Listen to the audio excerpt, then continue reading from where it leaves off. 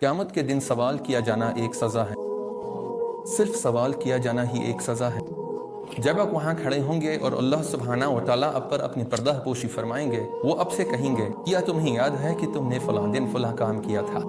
ये एक आजमाइश है, ये कुर्बत है, ये मशक्क़त है। दुनिया में अगर आपके वालिदैन या कोई जिससे आप मोहब्बत करते हैं, आपके उस्ताद या इंस्ट्रक्टर या कोई भी आपके साथ बैठ कर कहे तुमने ये किया, ये गलत है, तुमने ये किया, हमें ये पसंद नहीं आता, अगर वालिदैन ऐसा करें तो आपको अच्छा नहीं लगेगा। तो तसव्वुर करें कि ये आप और अल्लाह के दरमियान हो, यही खुद एक सज़ा है। चाहे इसे जन्नत में भेजा जाए फिर भी वो शर्मिंदा होगा। जरा तसव्वुर करें कि फरिश्ते आपका नाम पुकार रहे हैं। आदम अलैहिस्सलाम के वक्त से लेकर आखिरी मरने वाले इंसान तक सारी मखलूक वहाँ मौजूद है, सब वहाँ खड़े हैं और अल्लाह आपको इसलिए बुलाता है कि अपने फला फला काम किए थे।